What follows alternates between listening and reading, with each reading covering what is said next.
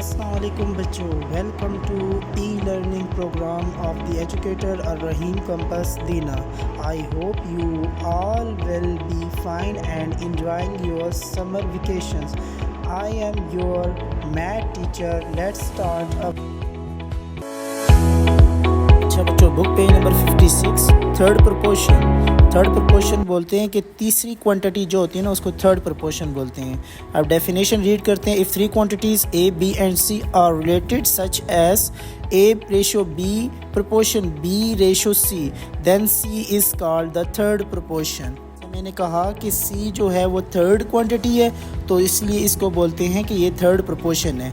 अब नेक्स्ट है fourth proportion means fourth number पे जो क्वांटिटी होती है। Definition, if fourth quantity A B C and D are related as A ratio B proportion C ratio D then D is called fourth proportion.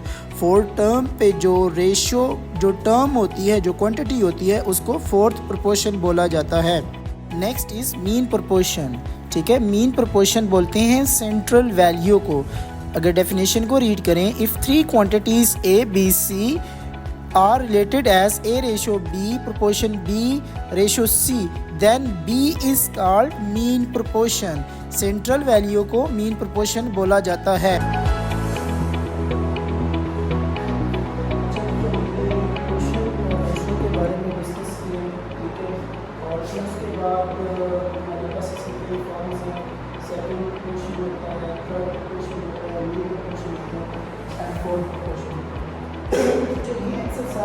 Discuss किया है third proportion, mean proportion और fourth proportion. यहाँ पे हम उसको मालूम करेंगे। Mean और थर्ड में कुछ बच्चे कंफ्यूज हो जाते हैं क्योंकि मीन और थर्ड में हमेशा दो टर्म्स गिवन है। जैसे कि हमने इस क्वेश्चन में फाइंड करना है थर्ड प्रपोर्शन, अगर मीन भी होगा तो दो टर्म्स होते हैं। अब मीन जब हम लेट करते हैं ना तो वो इन बिटवीन लिखते हैं। ठीक है, अगर थर्ड प्रपोर्शन लेट करते हैं तो तीसरी पोजीशन पे, जैसे कि अब हमने यहाँ पे क्वेश्चन थर्ड लेट किया और लिखा कि let x is the third proportion. ठीक है, तो हमने लिखा a square minus b square comma a minus b comma x। अब जब इसको इन प्रपोर्शन फॉर्म में लिखेंगे तो क्वेश्चन फॉर्म में जब तीन टर्म हो उसको क्वेश्चन फॉर्म में लिखना हो तो सेकंड टर्म को रिपीटेड टाइम लिखेंगे। ठीक है, हम लिखेंगे a square minus b square ratio a minus b proportion a minus b ratio x। अब 3.1 के लास्ट पार्ट में हमने प्रपोर्शन का एक फार्मूला डिस्कस किया था कि product of extreme is equal to the product of mean.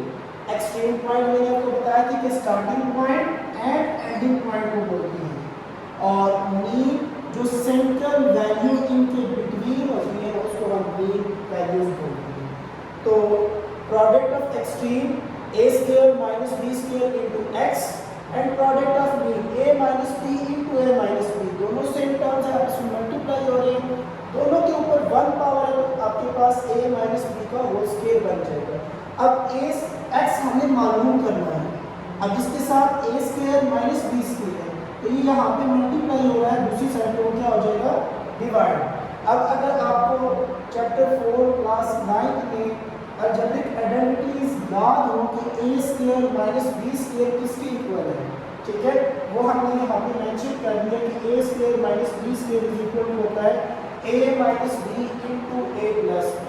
अब a माइनस b की एक पावर a माइनस b की होल स्क्वायर की पावर के साथ कैंसिल हो जाएगी, उसके ऊपर पावर नहीं बच जाएगी। ये आपके पास आंसर आ जाएगा third equation, x is equal to a minus b divided by a plus b।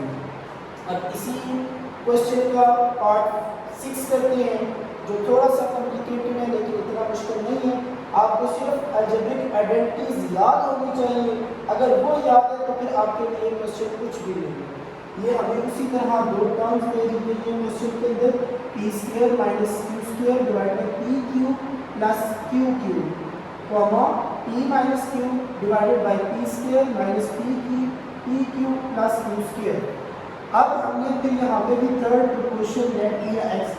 एक चीज और याद रखनी है आप लोगों ने, अगर आपके क्वेश्चन के अंदर x और y दोनों टर्म्स दे दी जाए, ठीक है, मतलब जो क्वेश्चन जैसे कि यहाँ पे p स्क्वायर है माइनस q स्क्वायर, अगर यहाँ पे होता x square minus y square, फिर आपने वेरिएबल के अंदर कोई भी दूसरा वेरिएबल ऐड करना था, ठीक है। Same as it is question वाला वेरिएबल आप लेट नहीं कर सकते, क्योंकि आपको मैथ की आइडेंटिटी पता है कि जब दो सेम वेरिएबल आप इसमें मल्टीप्लाई होते हैं तो उनकी पावर ऐड होती है, तो आप थर्ड प्रोपोर्शन को सेपरेट शो करेंगे, उस तमाम वेरिएबल से अलग होना चाहिए उसको, ठीक है। तो यहाँ पे हमने थर्ड प्रोपोर्शन को जो लेट किया हुआ है उसको शो अप किया। अब एक प्रोपोर्शनलिटी साइन में लिखते हैं, ठीक है, p square minus q square divided by p cube plus q cube. अब फिर इसी तरह तीन टर्म्स है तो सेकंड टाइम्स और रिपीटेड टाइम्स लिखेंगे, p minus q divided by p square minus p cube plus q square. Proportion का sign four dots, p minus q divided by p square minus p cube plus q square, फिर ratio x, ठीक है। अब उसके बाद again वही formula जो हमने यहाँ पे और 3.1 में डिस्कस किया हुआ है कि प्रोडक्ट ऑफ एक्सट्रीम, एक्सट्रीम मतलब जो स्टार्टिंग एंड एंडिंग वैल्यू होती है, ठीक है, and is equal to the product of mean, जो इनके बिटवीन वैल्यू होती है उसको मीन वैल्यूज बोलते हैं, ठीक है। तो प्रोडक्ट का मतलब मल्टीप्लिकेशन, हमने इस वैल्यू को इसके साथ मल्टीप्लाई करवा के लिखा, इक्वल का साइन, इन दोनों को आपस में, अब ये दोनों टर्म सेम है, मैथ में जब सेम आइडेंटिटी सेम वैल्यूज आपस में मल्टीप्लाई होती है तो उनकी पावर ऐड होती है, तो ऊपर p माइनस क्यू के ऊपर स्क्वायर आ जाएगा और नीचे p minus p Q plus q square इसके ऊपर होल स्क्वायर आ जाएगा, ठीक है। अब हमने इस x को मालूम करना है, ये चीज इधर डिवाइड हो रही है तो दूसरी साइड पे मल्टीप्लाई होगी और ये मल्टीप्लाई हो रही है दूसरी साइड पे डिवाइड होगी, तो ये आपके पास नेक्स्ट टर्म में देखें तो p square minus q square ये डिवाइड में आ गया और p Q plus q cube ये मल्टीप्लिकेशन में आ गया। अब ये p cube plus q cube ये आइडेंटिटी आपने चैप्टर 4 में पढ़ी हुई है a cube plus b cube, ठीक है। इसी तरह आपने जो p square minus q square की आइडेंटिटी भी पढ़ी हुई है 4 चैप्टर में, इस आइडेंटिटी को हम ओपन करते हैं, ठीक है। ये इक्वल टू होती है a cube plus b cube is equal to a plus b into a square minus ab plus b square और a square minus b square ये is equal to होता है a minus b into a plus b, ठीक है।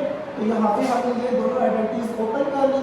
अब p plus q से cancel हो जाएगा, p minus q का होल स्क्वायर है तो एक पावर इसके साथ कैंसिल होकर पीछे एक पावर बच जाएगी। इसी तरह p square minus p Q plus q square इसका होल स्क्वायर है, ऊपर 1 पावर है तो इसके साथ एक पावर कैंसिल हो जाएगी, पीछे एक पावर बचेगी। x is equal to p minus q divide by p square minus p Q plus q square, ये आपके पास थर्ड प्रोपोर्शन आ गया इस आंसर।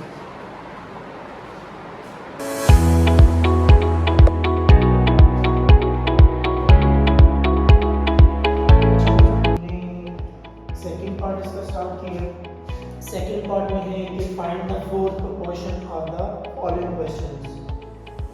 अब फोर्थ प्रोपोर्शन में क्या होगा कि आपको 3 टर्म्स दी जाएगी और फोर्थ प्रोपोर्शन आपने अपने से लेट करना है, ठीक है। जिस तरह हमने पहला क्वेश्चन किया जिसमें हमने थर्ड प्रोपोर्शन फाइंड करना था, तो दो टर्म्स गिवन होती थी, तीसरी टर्म्स हम लेट करते थे जिसको हम बोलते थे कि ये थर्ड प्रोपोर्शन है, तो फिर वहां से हम थर्ड प्रोपोर्शन मालूम करते थे।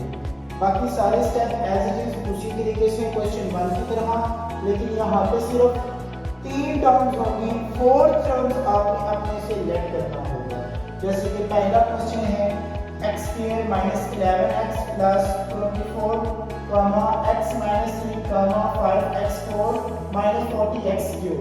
अब ये 3 टर्म्स है, फोर्थ हमें मालूम करना है, तो हम क्या करेंगे, क्योंकि देखिए यहाँ पे x मौजूद है, ठीक है, इस क्वेश्चन के अंदर x मौजूद है, तो x मौजूद होने का मतलब है कि x को हम फोर्थ प्रोपोर्शन लेट नहीं कर सकते, तो हम कोई और वेरिएबल लेट कर देते हैं। जैसे कि यहाँ पे मैंने लेट कर दिया late y be the fourth proportion।